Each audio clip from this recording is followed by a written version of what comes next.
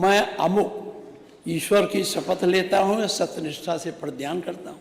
मैं विधि द्वारा स्थापित भारत के संविधान के प्रति सच्ची श्रद्धा और निष्ठा रखूँगा। मैं भारत की प्रभुता अखंडता अक्षुण्ण रखूँगा।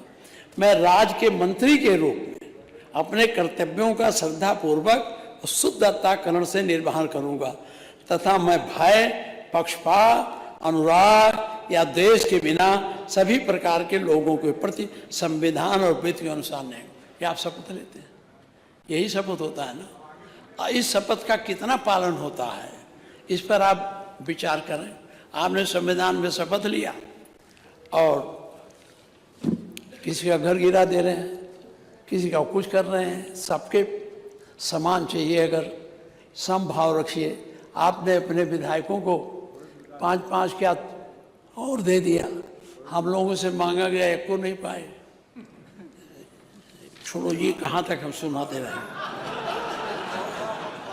ना। अभी उधर से आ रहा था, इधर से भी शुरू हो गया। ये इसलिए आपको पढ़ा, समभाव रखना है। आप हम लोगों से मांगा गया त्वरित योजना में, त्वरित ना था, त्वरित योजना में इतना दीजिए। बड़े फुटपाथ हमने गांव वालों को बता दिया। मुख्यमंत्री जी ने कहा ये तुम्हारा बन जाएगा। अब रोज आते हैं, बैठे रहते हैं, कब बनेगा। हमने कहा मुख्यमंत्री जी की कृपा होती नहीं, कैसे बने। तो कहा मुख्यमंत्री से हमसे कहा मतलब, हमने आपको बनाया, आपका काम है।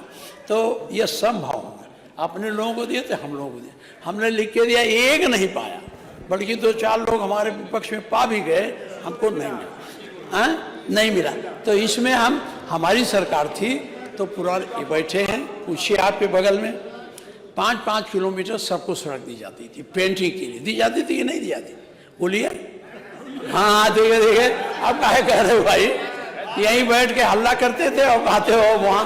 ये बड़ा मुश्किल है इस पार्लियामेंट्री फॉर्म ऑफ गवर्नमेंट में। जब यहाँ रहते हैं तो दूसरी बोली, वहाँ चले जाते हैं दूसरी बोली। लेकिन तो, अभी त्वरित विकास में नहीं पैसा मिला तो ये क्यों नहीं 5 किलोमीटर हम लोग दिया। तो आप अगर हम लोगों को 5 नहीं दे सकते थे, 4 किलोमीटर कुछ दे देते तो जो कहीं बहुत जगह है और हम लोगों का तो बहुत नदी नालों वाला क्षेत्र है, तो हम पुल बनाने को नहीं कहते, थोड़ा यही जोड़ देते। इसको आपको लागू करना चाहिए, ये मैं आप सुझाव दूँ। पिछली बार सुझाव दिया था तब वो सब लड़के हमारे पास आए जो संविदा पर और उस पर रखे जाते हैं और आउटसोर्सिंग वाले। हमें बड़ा बधाई दिया कि आपने मेरी बात उठाई और आपने बयान दे दिया हम कमेटी बना रहे हैं। तो आप जब अब की बार अभी भाषण में कहें उसमें कुछ हुआ, बड़ी आशा लेके वो लोग बैठे। ये बहुत ज़रूरी बात है, जो ज़रूरी बात है। तो एक बात और कहूँगा, आपके चित्रकूट में ट्रेजरी में बड़ा भ्रष्टाचार है और उसकी जांच भी, उसकी जांच करानी चाहिए। इसी तरह से नोएडा में वो शौचालय बनाने में करीब 3 करोड़ का घोटाला हुआ है। हम आपको लिख के दे देंगे, यहाँ कहने से कोई वो नहीं है, मैं आपको दे दूंगा, उसको आप देखेंगे। ज़्यादा हो गया, बंद अब बहुत नहीं चले। कितना बोले? 30 हो गए? 3 बज गए, 3 बज। 2 मिनट और नहीं हम बाबा को, अरे ये बोलेंगे 2 घंटा।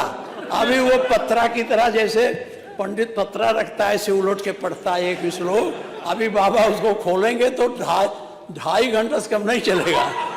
तो अब हमको कम बोलने दो, बाबा को सुने। अरे हो गया जबरदस्ती। क्या 5 मिनट बोले?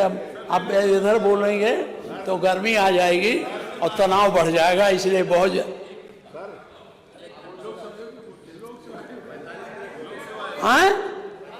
45 हो गया हमारा।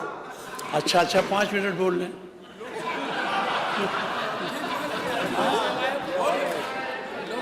माननीय मुख्यमंत्री जी, ये